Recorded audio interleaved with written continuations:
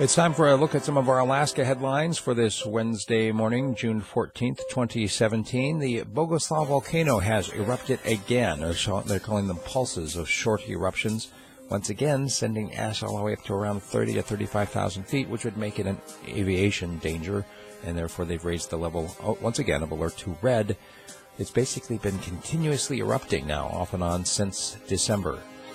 The Fairbanks North Star Borough is trying to combat the disarray that you may have seen lately at some of the transfer sites. Basically, it looks like people have just gone in there like a whirlwind, throwing things every which where, especially in the reuse area, making it a complete mess. And those who want to use the reuse area are saying, we want you to come and do something about it. And so they're now proposing a couple of different things. One would be to put up cameras and hire someone to monitor them. Another would to actually just hire someone to monitor them and have them there all the time.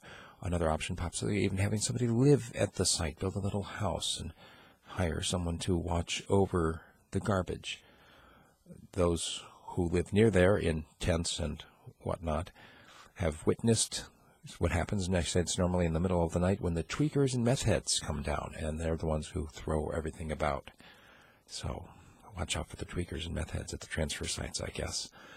The Coast Guard has halted its search for the two young boaters who have been missing near the village of Wales. As you recall, early Sunday morning, it was around 2 a.m., they had left on a little dinghy rowboat, and about a half an hour later, their shouts for help could be heard from the shore. The search and rescue have found no sign of the boaters, the actual people, but they did find debris on the shore. A group of 7 people have been arrested in a Goldhill robbery. It actually was ongoing at the time the homeowner got home, called the police. They came out there and surrounded the place and caught 7 people.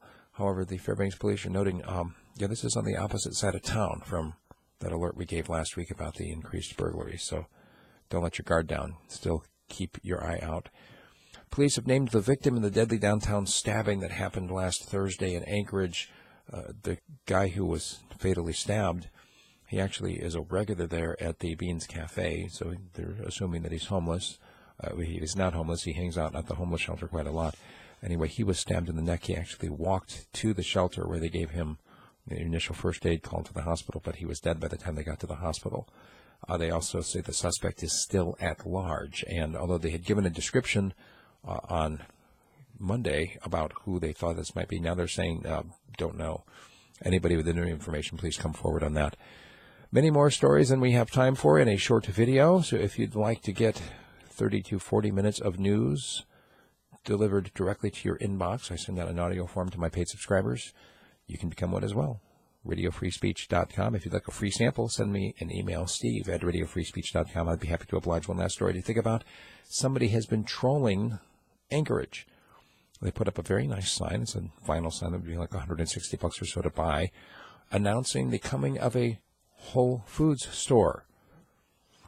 But questions began to be asked because the sign was misspelled.